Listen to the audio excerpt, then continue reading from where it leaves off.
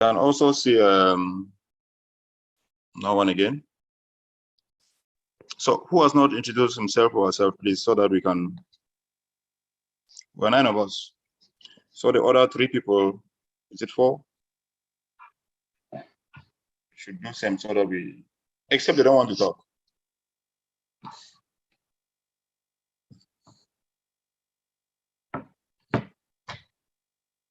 Anyone else to introduce himself or herself? Hello. Hello, good afternoon. Okay. You can see Orok. It's Orok. It's Orok. Welcome. Hello, good afternoon. Yeah, my name is Orok from Nigeria.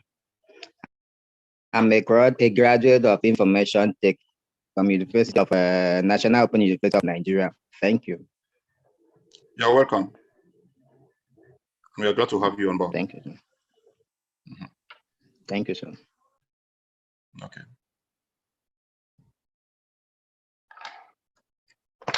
Any other person?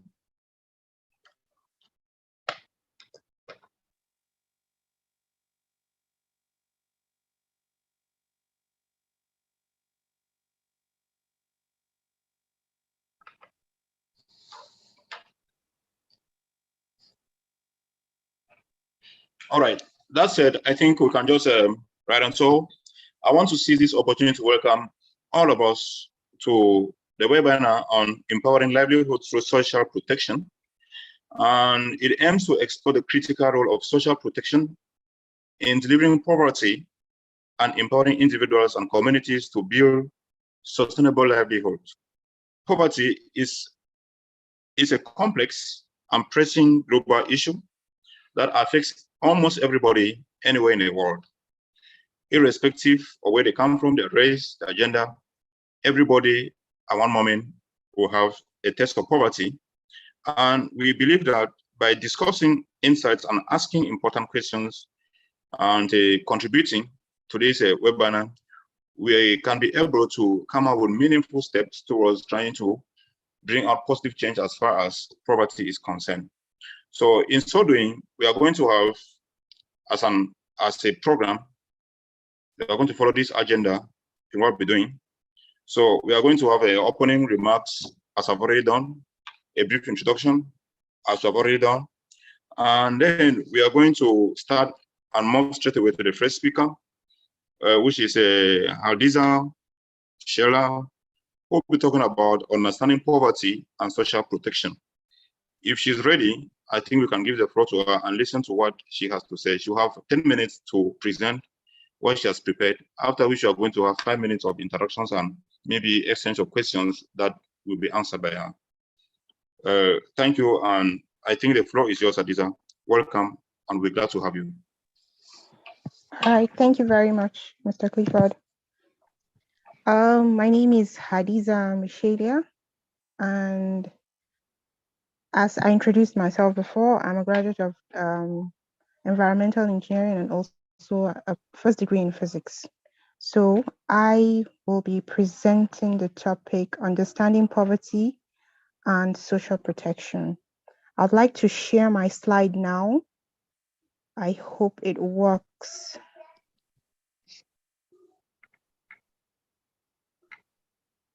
So hold on.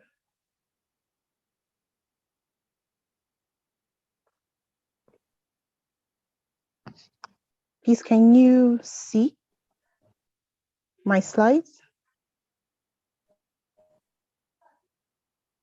Hello, can you see the slides? Not yet, not yet. Okay. Let's see this. Okay, let me just try See your to. slide. Let's see, I'm coming, just hold on.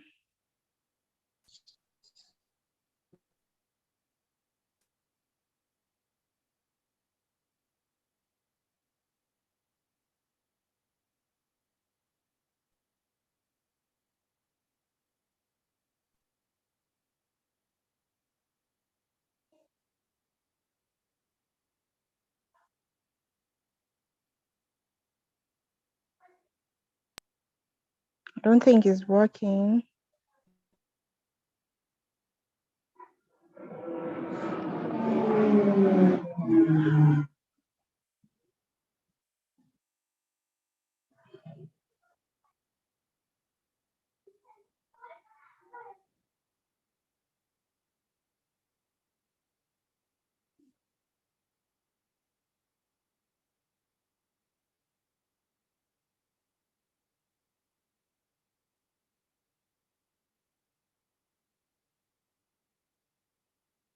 Andiza, are you there? Yes, I'm here. I'm trying to share the slide. That's why I wanted someone to help me with the slides earlier before now. So what is the difficulty? It's not just You have some showing. difficulty sharing? Yes. It's okay. Just discuss. Just be discussing as we're trying to say, so that we can listen to you. Okay. Okay. Is that All okay? right. Yes, it's okay. Okay. So I'll be discussing on the topic understanding poverty and social protection. So over the next few minutes, I will address some fundamental topics such as defining poverty and its various dimensions, exploring the concept and the scope of social protection, and also discussing the link between social protection and poverty reduction. Can everyone hear me? Yes, we can. Okay. I can. Okay. So first of all, we'll define poverty. What is poverty? Poverty is a complex condition characterized by the lack of sufficient financial resources or material resources, or it's a lack of the ability for a human to meet his or her basic needs, such as food, shelter, clean water, clothing, education, or healthcare. It often results in individuals becoming vulnerable and they most likely have a diminished quality of life. Poverty can also be understood in terms of absolute poverty, where individuals live below a defined threshold. There's a specific threshold in which when someone hasn't crossed over, the person is called a poor person. This is where an individual lacks the minimum amount of income or resources needed to maintain the average standard of living in a society. Like for instance, in Nigeria, when an individual is considered poor, that person most likely earns less than 137,000 naira or 137,000 naira 400. Anything less than that, that person is considered poor. And according to the National Bureau of Statistics data, about 133 million people are classified as multidimensionally poor in Nigeria. Also, as we all know, according to the World Poverty Clock in 2023, Nigeria has an awful distinction of being the world capital of poverty, with 71 people living in extreme poverty today. 74 million people living in extreme poverty today. So understanding poverty requires looking at various dimensions. There are different kinds of poverty. It's not only the financial kind of poverty that exists. There are diverse kinds of poverty. Like for instance, number one is the income poverty. This is the most common poverty that everybody knows, where you don't have cash, don't have money to spend or buy things or purchase clothing or housing. And it refers to the inability of someone to be unable to meet the basic needs, basic human needs. This includes living below the defined poverty line, just as I spoke about earlier. Then the second kind of poverty is education poverty. This is the lack of access to quality education. And this can trap individuals in a circle of poverty because when someone isn't educated, that person has limited opportunities to explore, both personally and economically. You cannot do some certain kind of jobs without some certain kind of skills or education or training. So this gives these kinds of individuals limited opportunities out there. So they are being stuck in one place or in a circle of poverty. Then the third kind of poverty is the health poverty. This is a limited access of healthcare services. And when one is unable to take care of his health, this hinders the person's ability to work or to lead a productive lifestyle. Then the fourth one is the housing and shelter poverty. This is inadequate housing, which we can also call homelessness. Some people are completely homeless, living in shelters, in internally displaced camps. And this is a very significant kind or dimension of poverty. We also have food security poverty. This is insufficient access to nutritious food. It has to do to the inability of you or any individual to obtain nutritious food. And this can lead to malnutrition and health problems. Then the sixth type of poverty is a social exclusion kind of poverty. This poverty has to do with social discrimination. You know, people often discriminate against handicapped people or people with disabilities or people with of certain race or gender. So this causes social isolation and exclusion from the community. So this is another dimension or a kind of poverty. So understanding these diverse dimensions of poverty is very crucial, and it gives a guideline on how to design an effective social protection program that will address this specific kind of needs. So we'll now be going into exploring the concept and the scope of social protection. Social protection refers to a range of policies or interventions that help reduce the vulnerability of human beings or help reduce poverty in communities and in individuals. This kinds of approach includes social safety nets, social insurance, labor market policies, child and family support. Let's briefly talk about the social safety nets. These social safety nets provide an immediate relief to individuals and communities facing crises such as unemployment, disability, or natural disasters. Any community that has been hit by natural disasters. So social safety nets actually provide immediate relief to such people in that kind of category. For example, people that are unemployed, you can provide them with unemployment benefits or conditional cash transfers, or even food assistance programs where you provide them with food stuffs.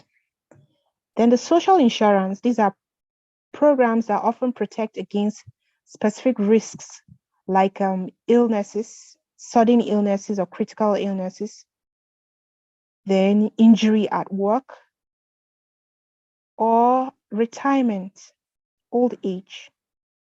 Social insurance schemes include health benefit schemes like health insurance. Then there are some that are like disability insurance. And then the provision of even retirement homes is a kind of social insurance. Then the third type of social protection in which we'll be discussing is the labor market policies. Active labor market policies focus on helping people find and maintain employment. These kinds of social safety nets or social protection, they help in training people or individuals that are jobless, help them in acquiring skills, and after that, they provide job placements and even give support to job seekers before they secure employment. And the fourth type is the child and family support. These policies provide things like child allowances to families. These are family support programs that aim to alleviate the financial burden on families, particularly families with children or mothers, single mothers that are out there without any support. These are the major type of social protections that are available there that can help reduce poverty. So social protection programs provide a safety net for people and communities.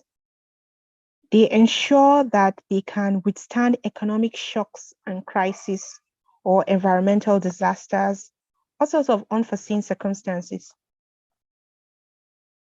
They promote human dignity by guaranteeing access to essential services and resources. Can everyone hear me? Sure, we're Hello? getting you right on. Right on. All right. Go on. So now we'll be moving on to the third topic, since time isn't on our side anymore. We'll be discussing the link between social protection and poverty reduction.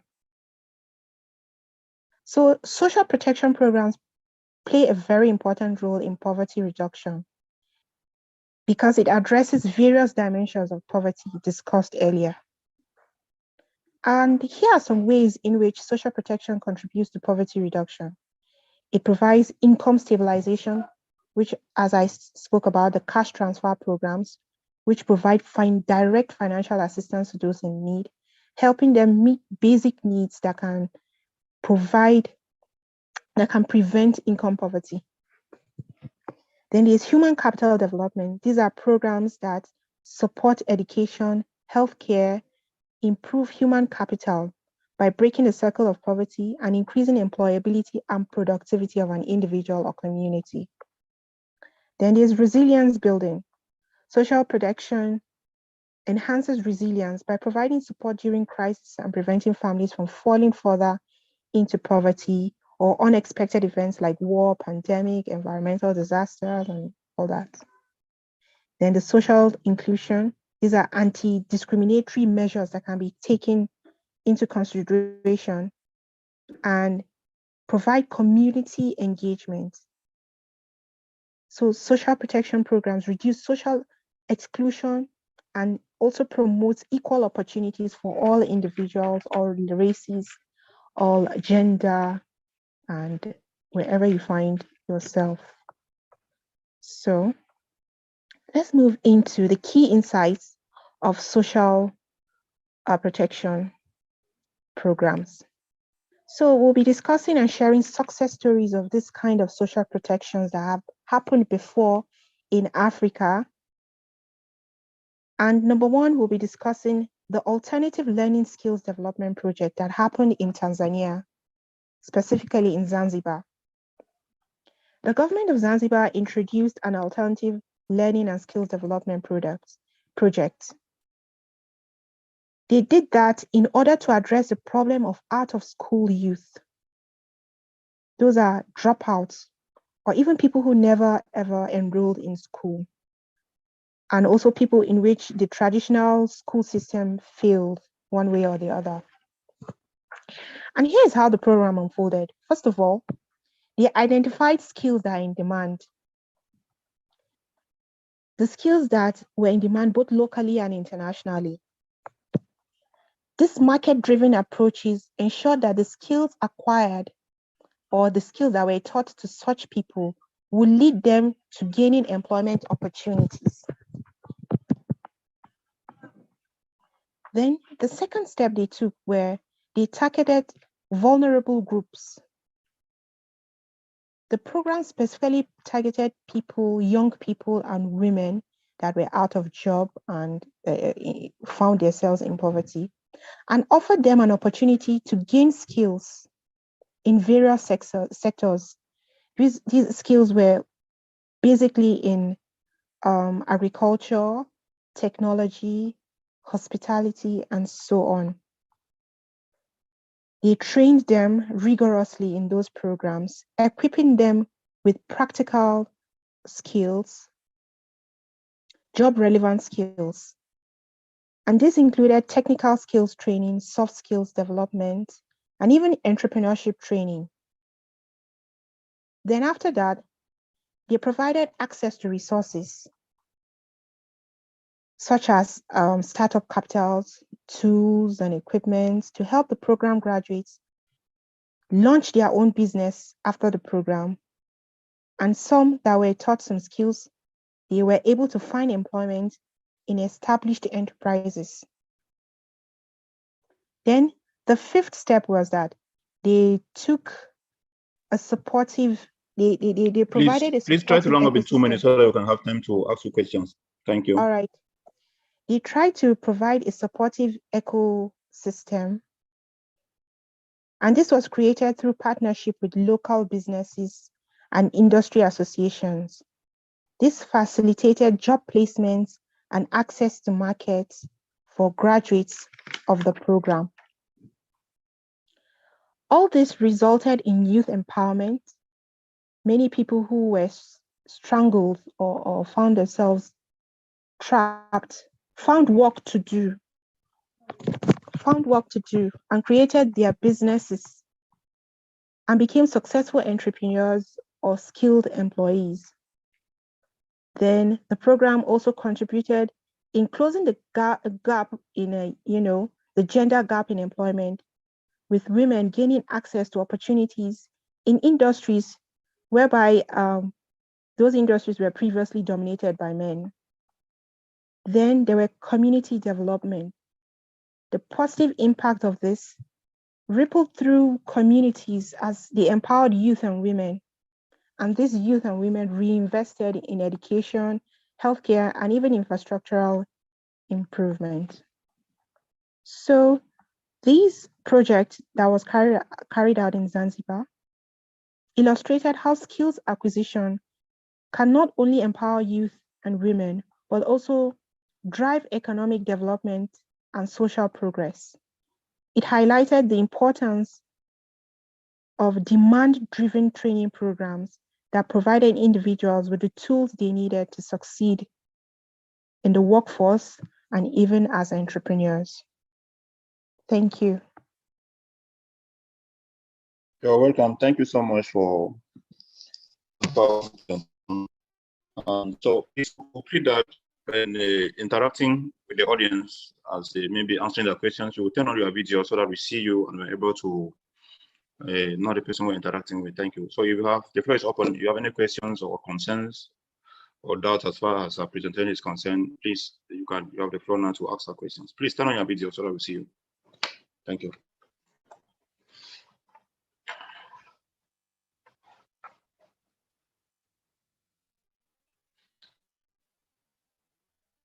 Okay, so is there any question for Ms. Adiza, please?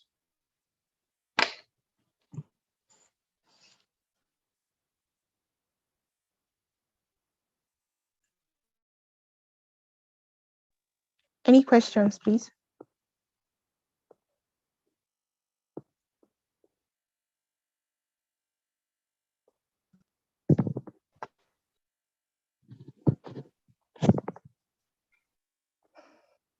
All right, I think I have a question for you. Okay, Mr. John has a question. Please, you have the floor. You can unmute and ask your question to her. Okay, thank you very much. So my question is about what is the role of climate change, especially in sub-Saharan Africa? What's the impact of climate change towards maybe contributing or rather aggravating poverty, or that's generally the question. What's the role, or what impact does climate change have in terms of aggravating or maybe causing poverty in sub-Saharan Africa? Okay, first of all, climate change, as you know, it's characterized by global warming. And in sub-Saharan Africa, you know, there's a lot of droughts there. There's less rainfall, and it has even become more intense because of global warming. So when there's drought, you can't farm because how do you grow food? And this falls under food insecurity, I think. Food insecurity, as I discussed earlier. So when there's no food, it falls under the fact that you are unable to feed yourself or get nutritious food, and this leads to malnutrition. These are one of the problems. These are one of the poverty that climate change or disastrous effect or hazardous climate conditions cause or leads to poverty. Then there's also flood. When there's excessive heat, it comes with excessive flood as a ripple effect also. So when the rain falls, it floods the little thing you're able to farm, thereby it causing food wastage also. So that in turn also causes hunger and starvation. These are diverse effects of climate change in sub-Saharan Africa. These are just few that I can just pick right now. Okay, so in terms of social protection, maybe what strategies can we have to maybe to help sort out this problem, climate change as a problem? Thank you. Okay. Climate change, you know, is a deep topic. This has to do with carbon emissions. It is our activity that cause climate change, the kind of things that we do. For instance, when you're farming, the fact that the earth is not able to trap carbon into the earth, these are the things that cause global warming, heat. So when we are this is a different topic entirely. It doesn't fall under this social safety nets. You will change, we'll have to change the way we farm, our agricultural practices. This has to do with precision farming, carbon farming. These are ways in which you can trap carbon in the earth, whereby carbon is not being emitted into the atmosphere and causing global warming. There are different kinds of carbon farming that you can do. Sometimes you don't tilt, you know, when you want to farm, you don't tilt. When you tilt the earth, you release carbon into the atmosphere. So we advise, as some agriculturists advise, not to tilt the ground. You just open where you're supposed to put in your seeds and farm. This is just one of the approaches so that you don't release carbon into the atmosphere. Okay. Then there are several other approaches which I'm not really prepared for because as an environmentalist, I just picked it randomly. But we should try and reduce activities that will release carbon into the atmosphere. Then the effects of global warming will lessen and lessen and lessen. Even in our activities as industries, we should use less fossil fuels to run our industries. I hope you know what fossil fuel is. These are carbon monoxide, sulfur dioxide, and nitrous oxide. So when you use generators, these kinds of gases are exposed, are released into the air. So you're supposed to reduce the usage of generators, things that are generators. You look for energy and efficient appliances like solar power to use instead of using generators. Then even transportation as an individual, instead of going out and using your own vehicle, putting in fossil fuel in your own vehicle, you reduce the amount of cars out there. You use the public transportation and go out just to reduce the amount of cars that are releasing gases, poisonous gases or carbon dioxide in the atmosphere. These are activities that you do. This climate change falls completely out of the scope. It's completely out of what we're talking about, but these are the approaches. These are individual approaches you use or apply as a person, And then even as an industry, as a company, you reduce the amount of carbon dioxide you put out there in the earth, then global warming reduces. And then flood reduces, drought reduces, and then things keep getting better. It's a long-term approach. This is a very, very long-term approach. I hope you're clear.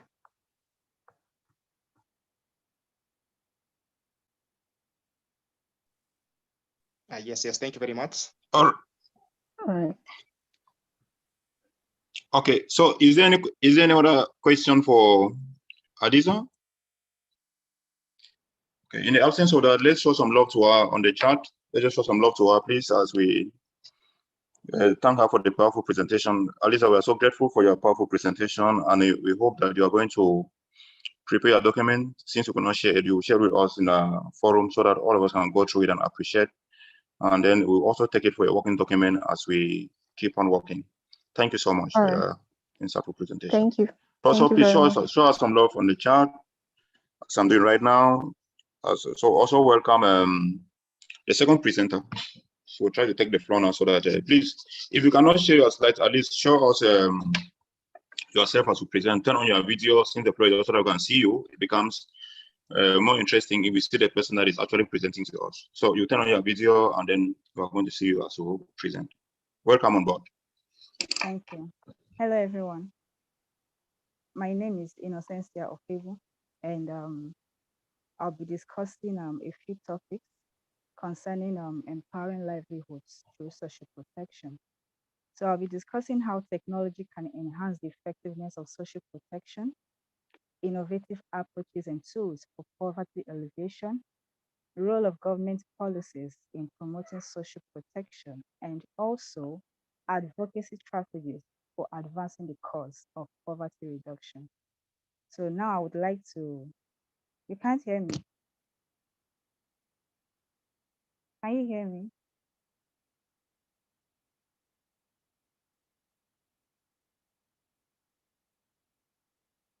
Can I move on? Can I continue? Yes, we can hear you, but you're a bit slow. Oh, all right, okay. So I would like to share my slide.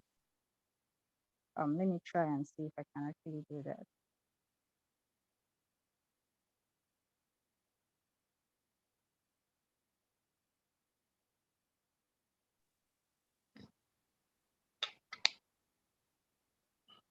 I'm not able to hear. Maybe I don't know whether it's me or it's everyone. I'm trying to share my slide.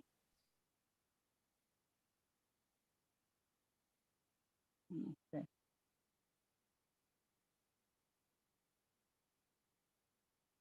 Oh, wow. Okay, so I wouldn't want to waste time. Let me just continue.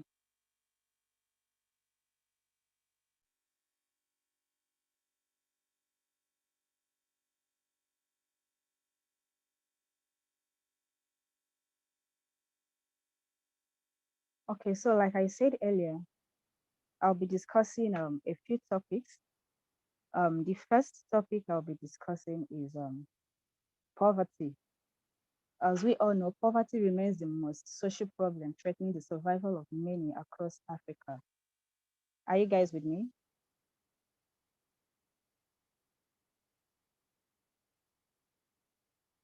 Okay, it is the root of all social problems with its manifestation, including hunger, lack of quality education, poor medical health, and even death. So the aim of SDG 1 is to eradicate extreme poverty by 2030, as we all know. And now one of the ways to achieve this, that is poverty eradication, is by empowering livelihoods through social protection. And now how can we achieve this? So I'll be talking about social protection as a safety net for vulnerable individuals and communities. So before that, I'll give a brief definition of what social protection is all about. So social protection refers to a range of policies and programs that provide assistance and support to individuals and families to help them cope with poverty. Now, social protection functions as a safety net through so many ways, which are setting up income support programs such as cash transfer, just like Hadiza mentioned in her own presentation, and also social pension, which helps to provide regular income to vulnerable individuals and families to help them meet their daily needs. Also, improving access to basic services. I mean, services like education, which is very important, healthcare and nutrition, which is very, very important, can contribute to the well-being of individuals. And as well, extending social assistance to individuals with disabilities. As we all know, these individuals, those with disabilities are very vulnerable. Like they can't, they can't walk. Most of them can't even afford to take care of themselves, to feed themselves. So providing social assistance to them, the elderly as well, the elderly who can't even go out there to, you know, get something to take care of themselves or their families. We have the orphaned children and also people affected by natural disasters. So providing social assistance to these individuals is a way of, um, you know, is a way of helping them through the safety net. And now we have innovative approaches and tools for poverty alleviation. The approaches and tools for poverty alleviation which can be employed in this case are we have skills development and job training. So there are some individuals that those that have the passion. There are a lot of them that have the passion to work. There are some that have the passion to, they have skills, but they need those skills to be developed so that they can put it into practice and make a living for themselves. So helping these individuals to develop those skills is to go a long way in alleviating poverty. And then we have establishing social protection programs. The aim of establishing these social protection programs is to provide basic support to vulnerable individuals and communities. So examples of the social protection programs are conditional cash transfers. Hadiza actually mentioned it in her presentation. Supporting these individuals, those who are vulnerable, through cash transfers. We have the social pension that is providing income support, mostly to the elderly. And we also have unemployment benefits, that's providing temporal financial assistance to individuals who have lost their jobs to support them. We have maternity and child benefits, supporting women during pregnancy and after childbirth. During pregnancy or after childbirth, they can't do so much to help themselves or support the family. So supporting them through the maternity and child benefits is it will go a long way.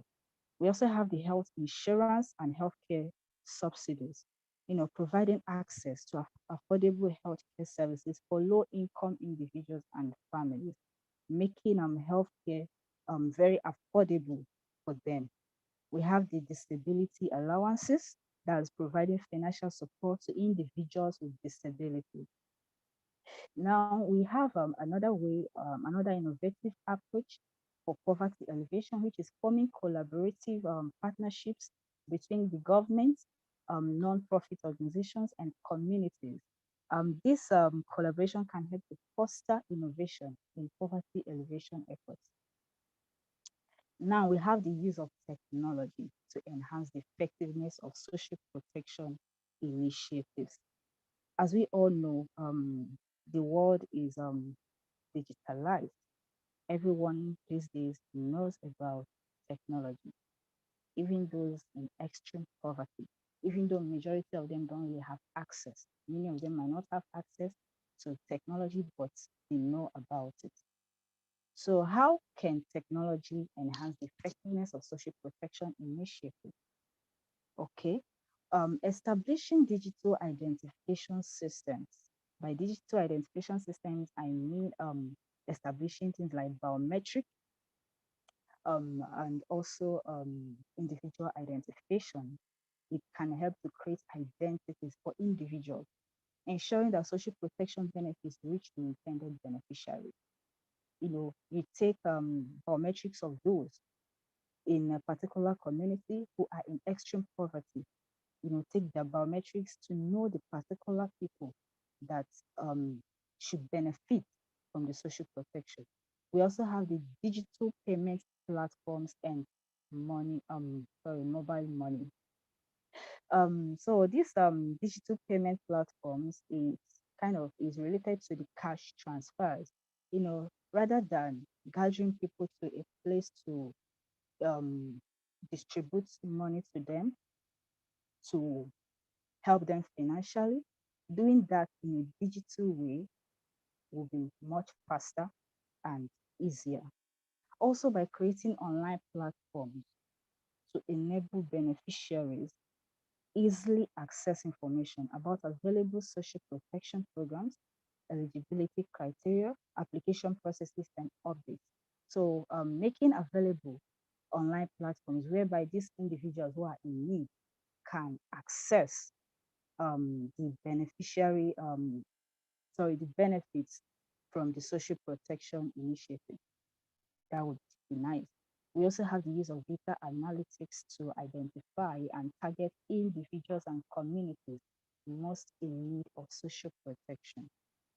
Now, most importantly, the role of government policy in promoting social protection. Well, the government plays a very crucial role in promoting social protection, and this includes setting up government policies and programs with the aim of reducing poverty and vulnerability.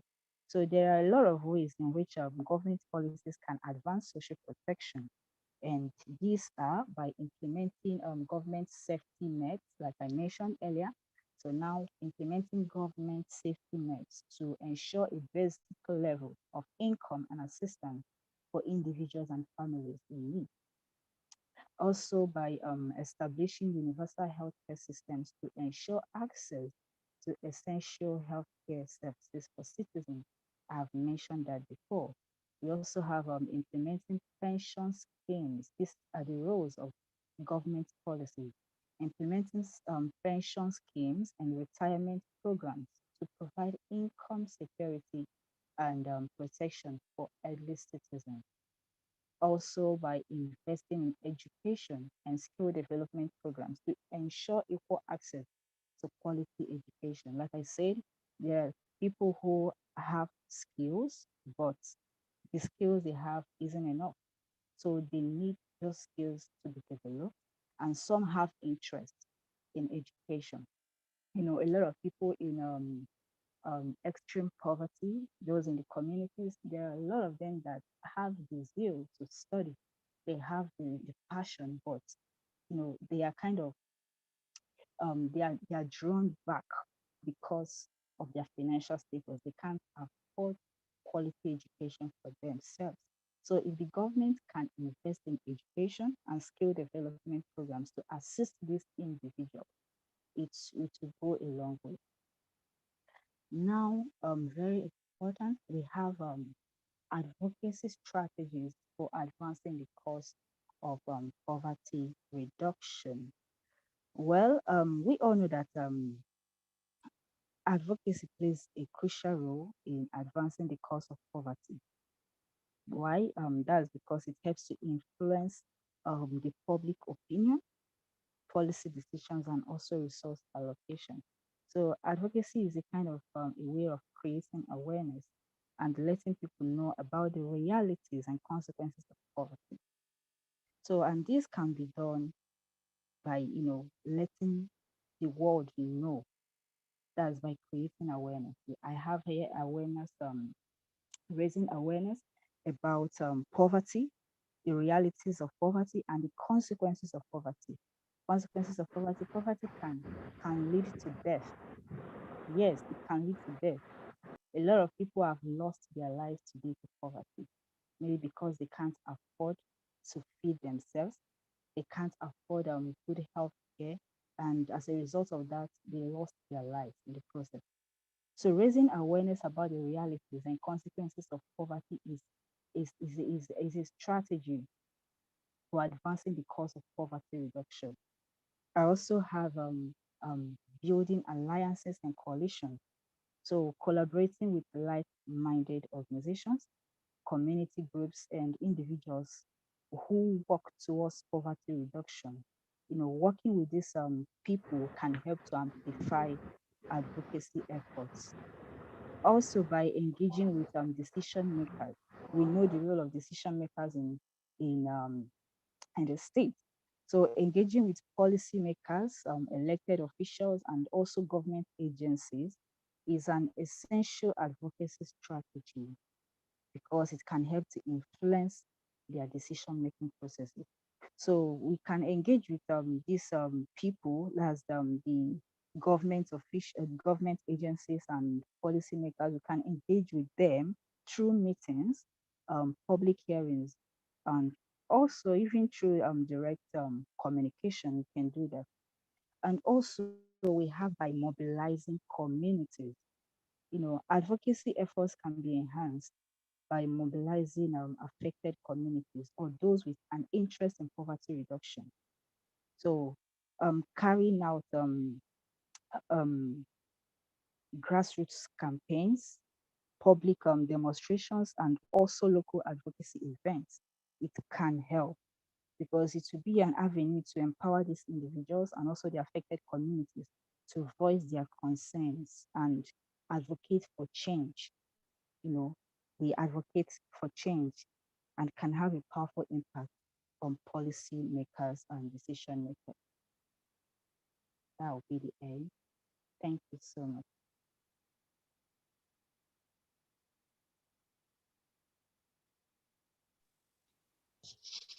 Okay, I believe thank you so much for the presentation, and it was really a great presentation. It shows that we actually took time to prepare for this meeting today, and I appreciate that so much. So the floor will be open for questions and interactions, so she will listen to us and she'll be able to answer them. So if you have a question, just raise your hand. We give room for you to answer your question, and then she will answer the question if it's possible. So the floor is open for questions, please. It was a great presentation. Thank you once more. Okay, any question for her?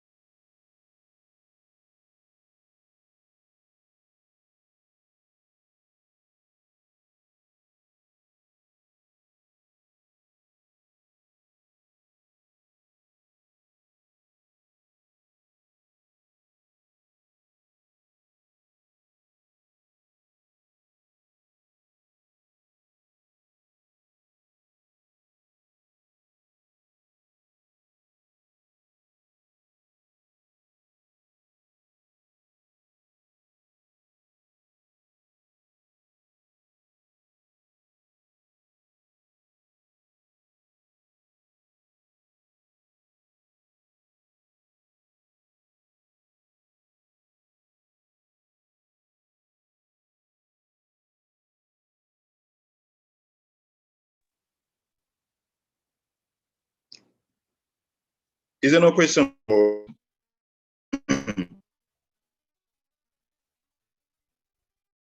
Innocentia?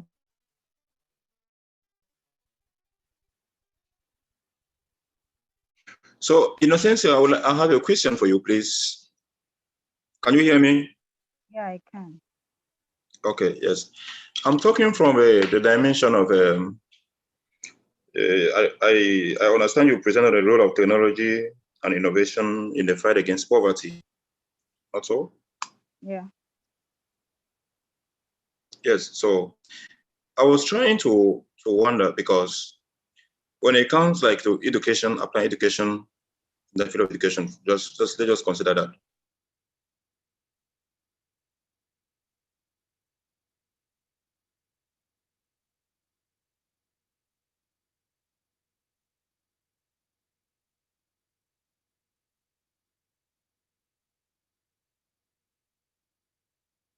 sure that every classroom is digitalized. Sorry, can you Now, come again? I didn't get, there was some. okay. Can you hear me now? Yeah, I can. Okay.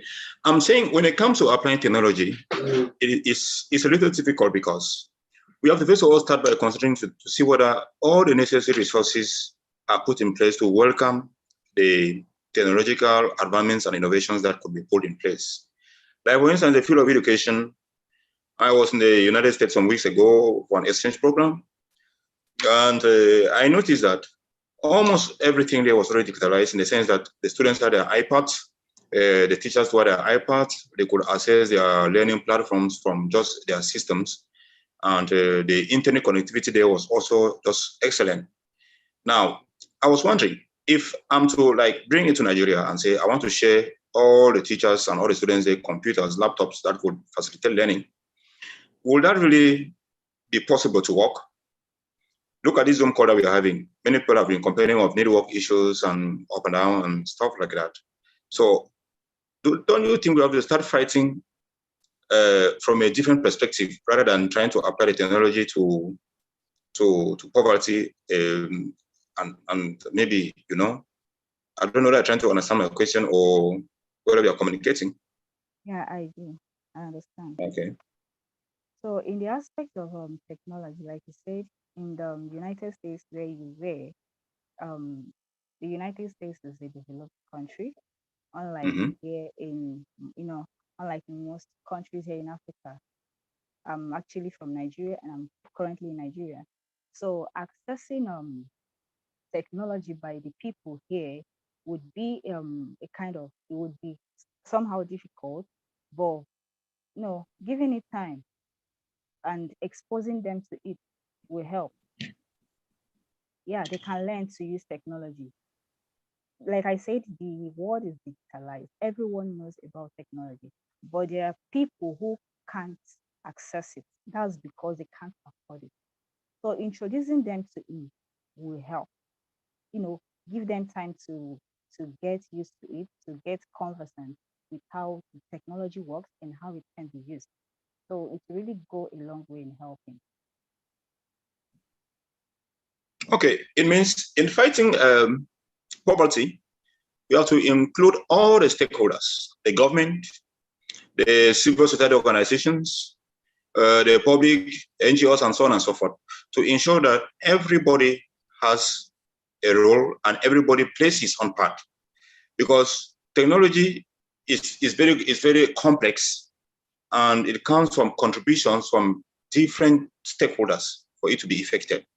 So when we are trying to develop your innovation, your document, we'll look at the various ways by which we can involve everybody to ensure that we work together at the same pace. I want to appreciate you for your presentation. You actually did some research and you have been so wonderful.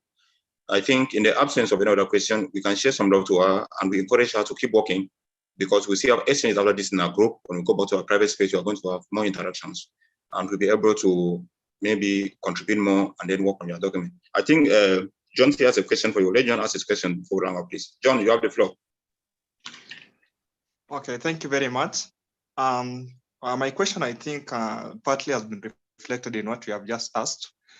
So in previous studies that have been done, it's clear that what contributes to poverty or rather underdevelopment in most of the African countries, it's about the lack of equal distribution of technology and its maybe benefits, like the even distribution in the communities or rather in the nation. So I was just asking, maybe this is a general question, maybe to even other participants.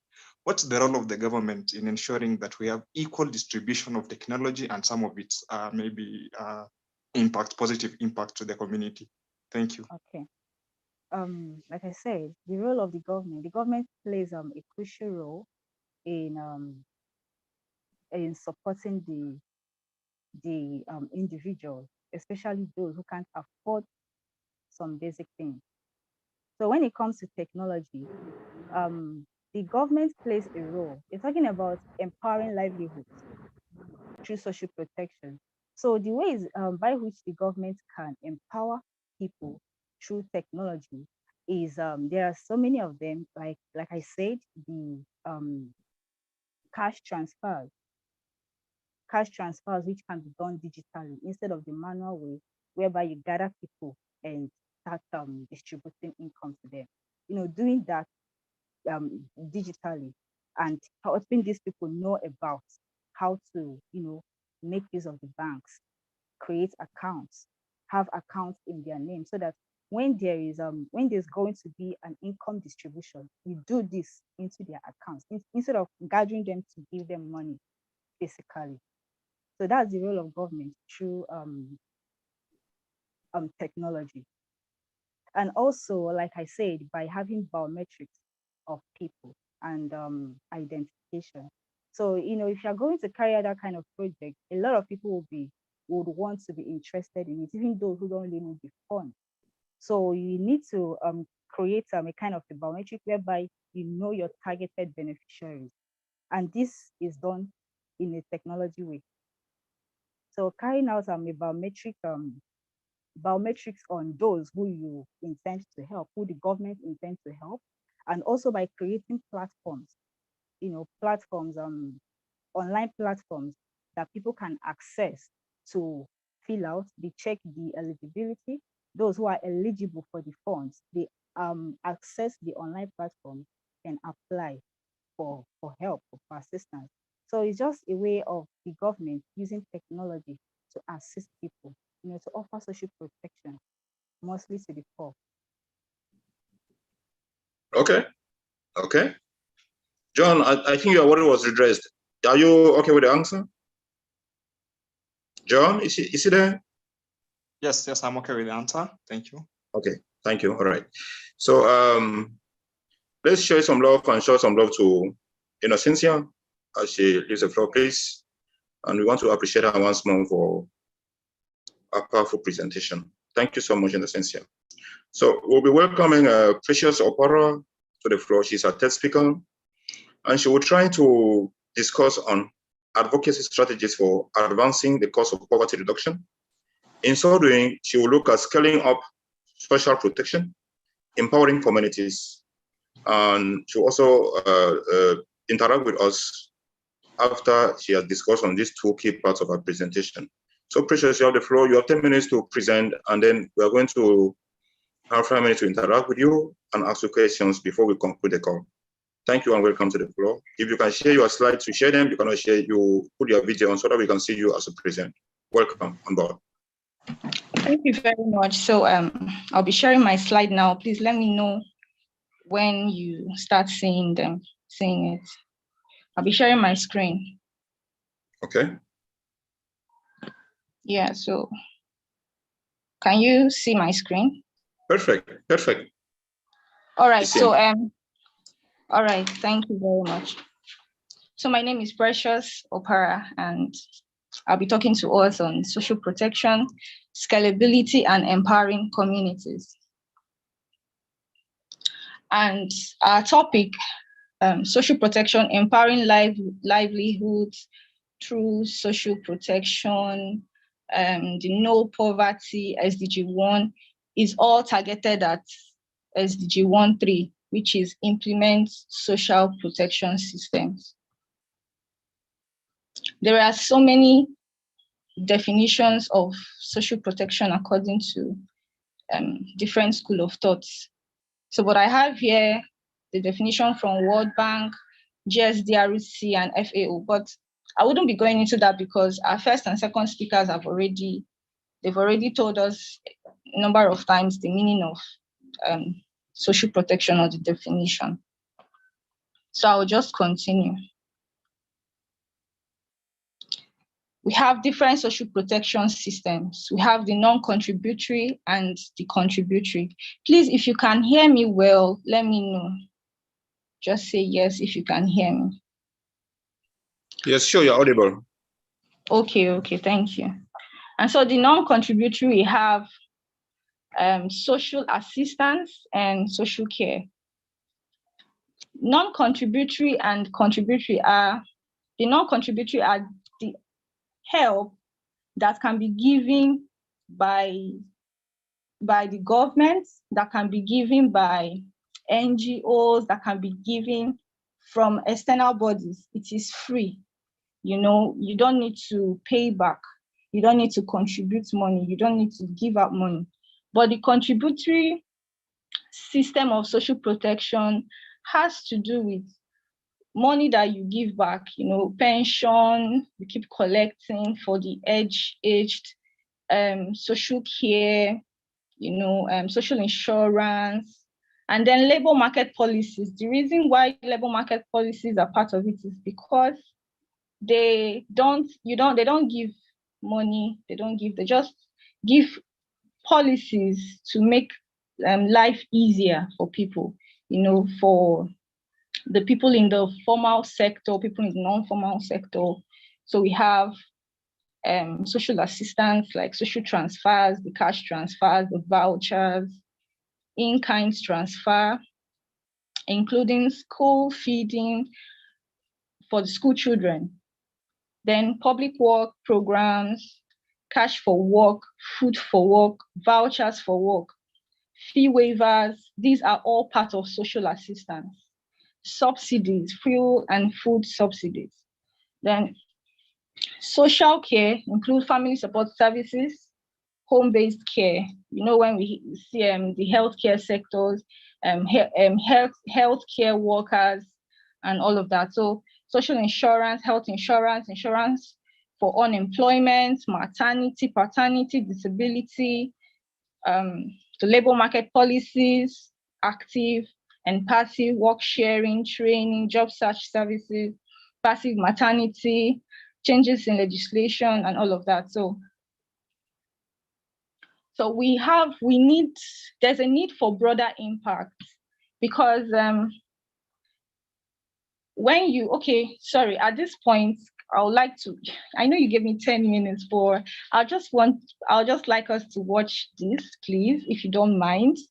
Let's just watch this video quickly, you know, so it's going to help us understand what we're talking about.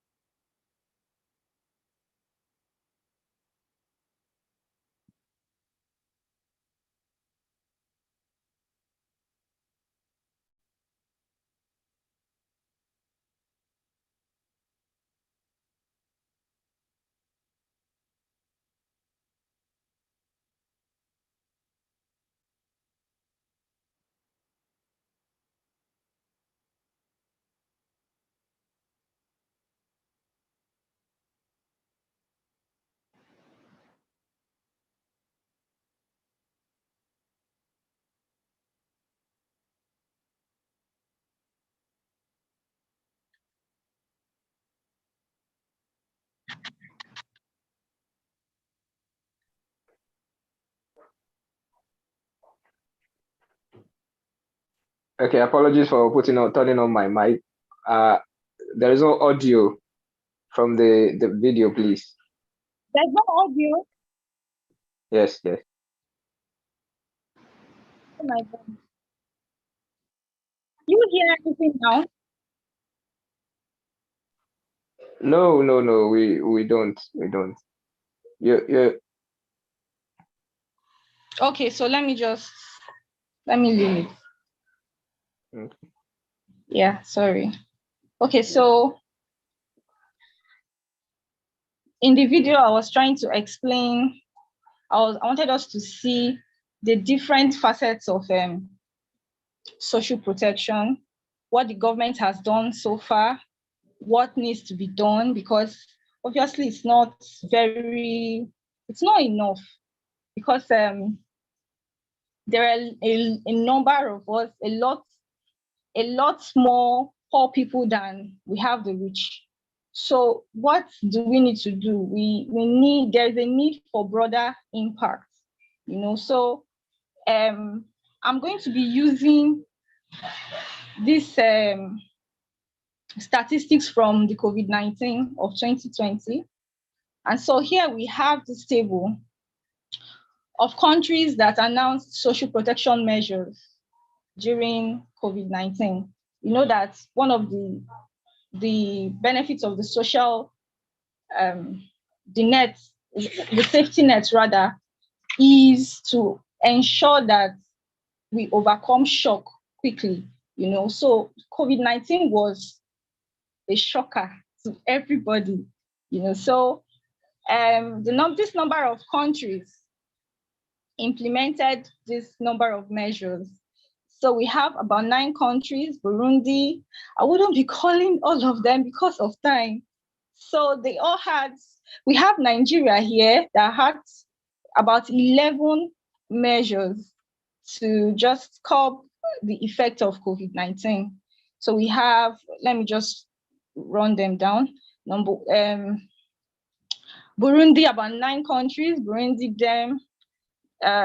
Republic, Congo, Djibouti, Equatorial Guinea, Eswatini, Libya, Niger, and the rest of them, you know, they all had just one measure. The 5 other countries had 2 measures and all of that. So in response to the COVID-19 crisis, there were about 51 out of 55 African Union members that announced a total of 227 social protection measures between 1st February 2020 and 30th November 2020. The statistics was gotten from the ILO, International Labour Organization, 2020. So moving on, we have that here, almost half of these responses covered the following functions of social protection: special allowances or grants, food and nutrition protection. And those of us in Nigeria, you know about the survival fund that year. Not that it got to everybody, but then we know about it. Then the food and nutrition protection, health protection. Another significant part, about 35% of the measures covered several functions at once: housing or basic services, benefits and income, or job protection. The functions that were the least covered by responses include access to education, sickness benefits, benefits for children and family, unemployment protection, and pension benefits.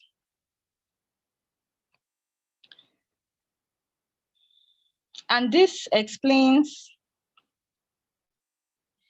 the different countries and the type of measure they give. You know, Ethiopia, the type of measure was social assistance, cash transfer, food transfer, and other in-kind transfer. Food distribution to 15 million individuals in need, which was about $635 million. Provision of emergency shelter and non-food items, which was about $282 million. Support to agricultural sector, nutrition, protection of vulnerable groups, additional educational outlays, logistics, refugees, and site management, which was about $293 million, free public transportation service for government employees, and all of that. So another country, let me just go to Morocco, did same, and then South Africa, then Nigeria. Nigeria, the type of measures they said they gave was social assistance, cash transfer, food transfer, other in-kind transfer. So cash transfer to 11 million poorest and most vulnerable people, unconditional cash transfer to poorest and most vulnerable in Kano State with a grant of 2.95 billion naira, financial assistance to road transport workers with a 10 billion palliative fund. Okay, I'll move on. So what can we do to help? Because obviously, what they're doing is not enough. I watched another documentary in Ghana where, you know, the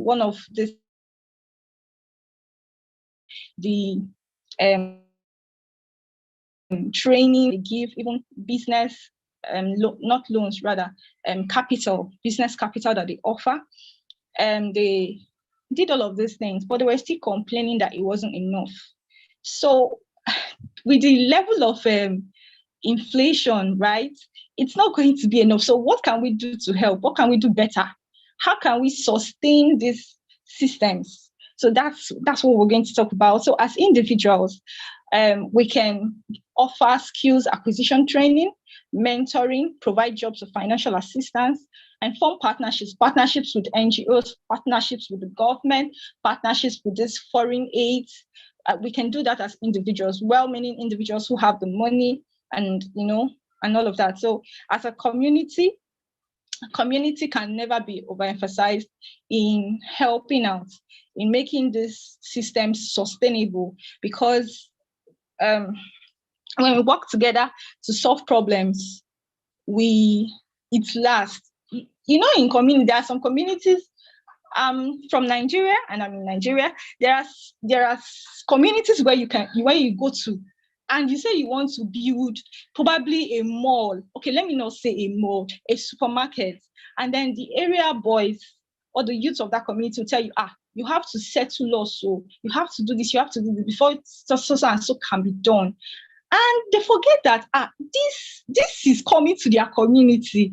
This is going to help them. This is going to create jobs for them. So, the communities, we have a role to play. When we show each other love, we tolerate one another, we encourage innovations. I said, I want to build road. They'll tell you, before you build road, you're going to drop so and so fee.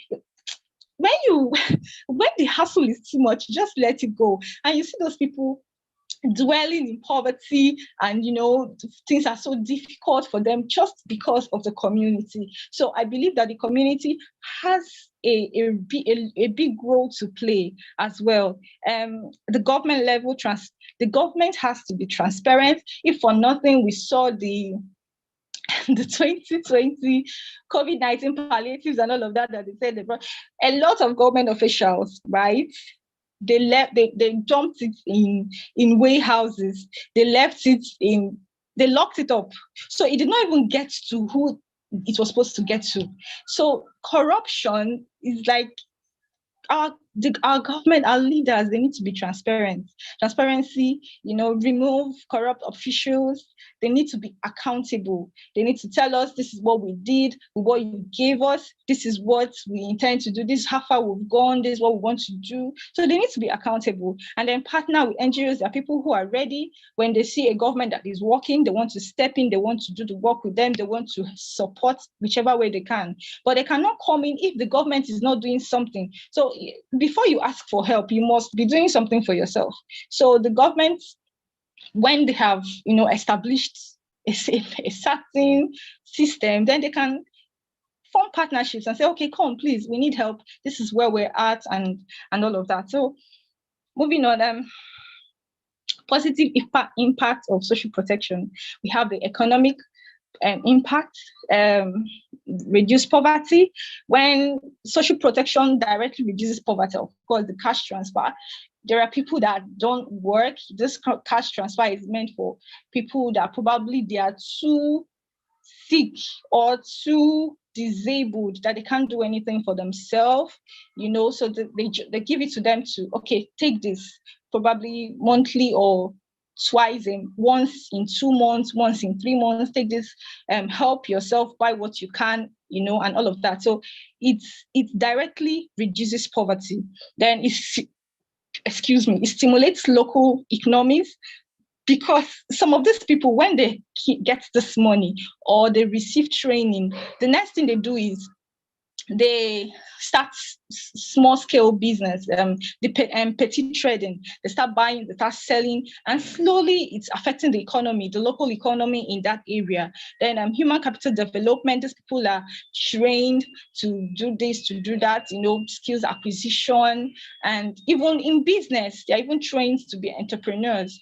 So, and they are giving capital for their business for them to start and all of that. So it's equally impacts the human capital development.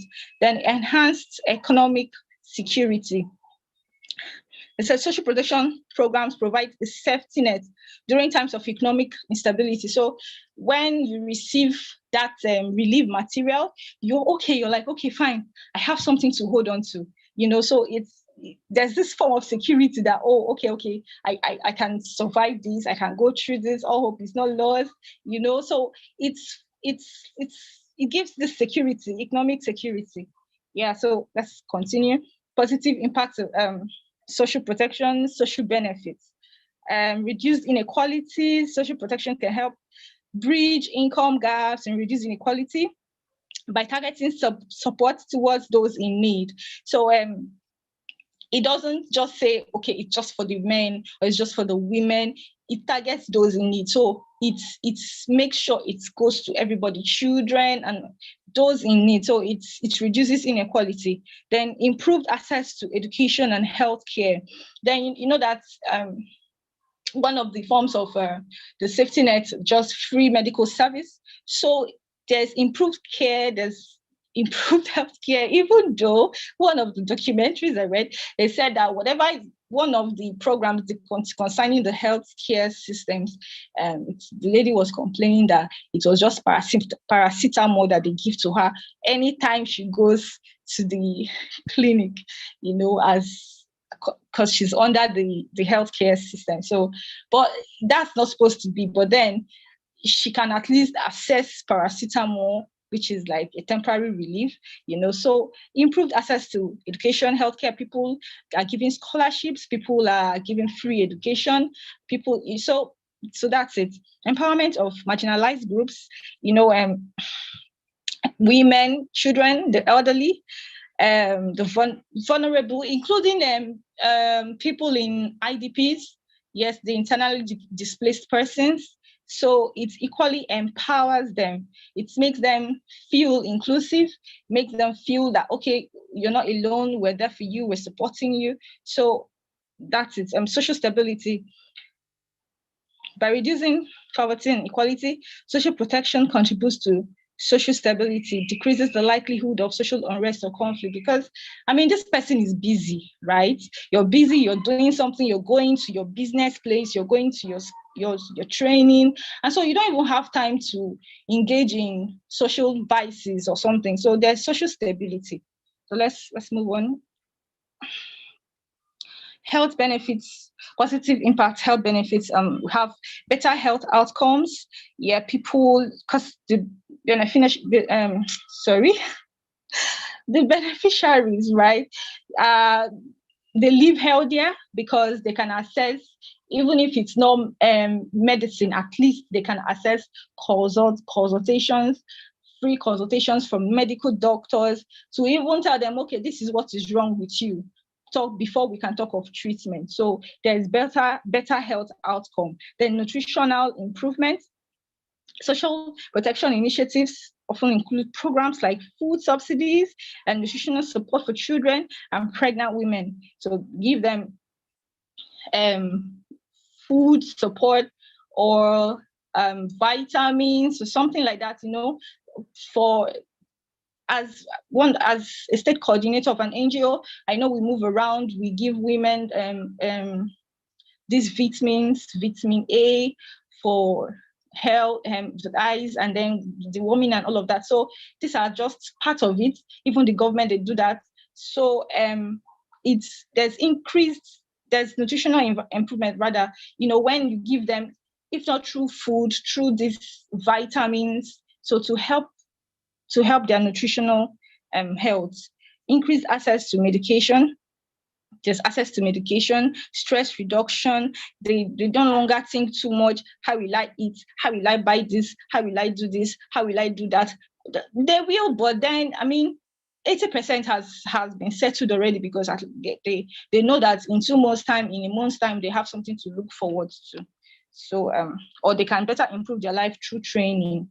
So we have challenges in scaling and improving social protection programs, funding challenges, administrative capacity, lack of infrastructure, corruption, lack of implementation, so sustainable implementation and design. So this is just the photo is just the image of, the first one is the warehouse that people have already gone to loot, you know, during the COVID-19 palaver.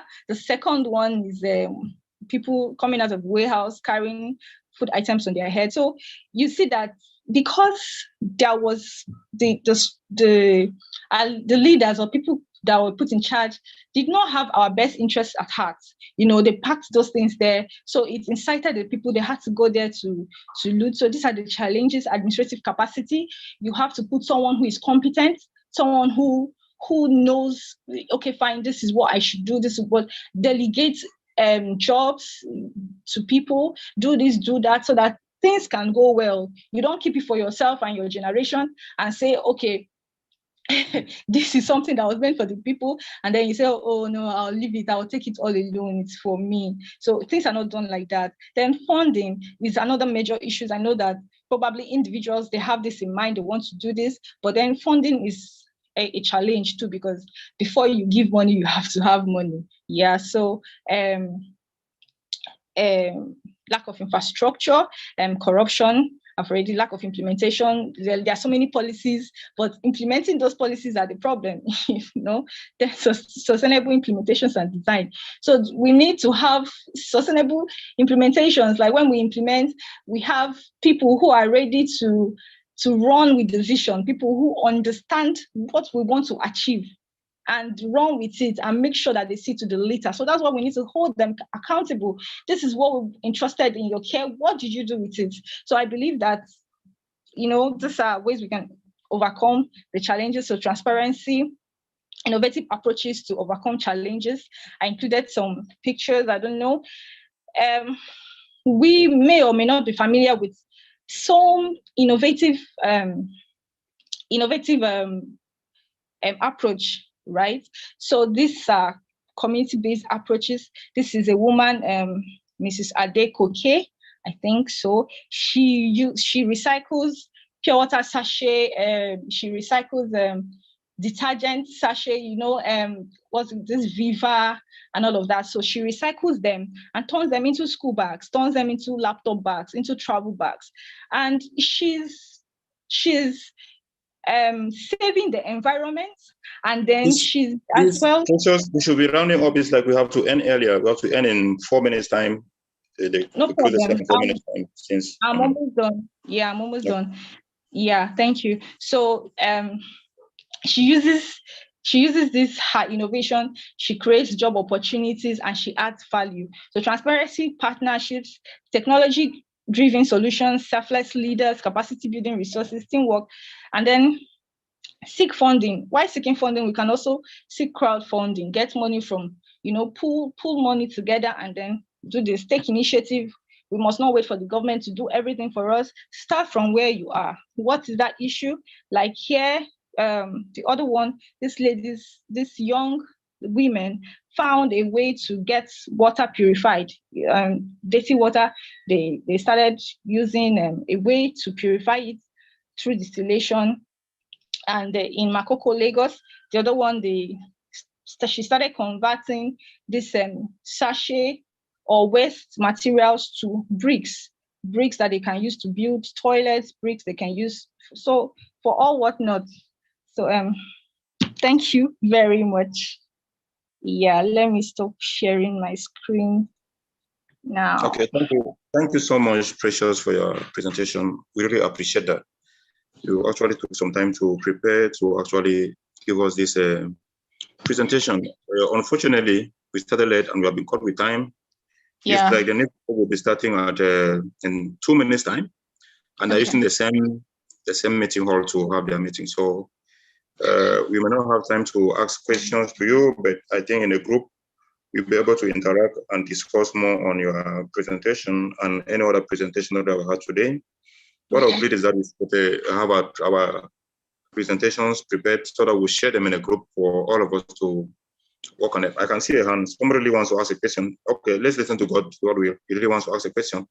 But I think that should be the only question for this presentation. So you have the floor, Godwill.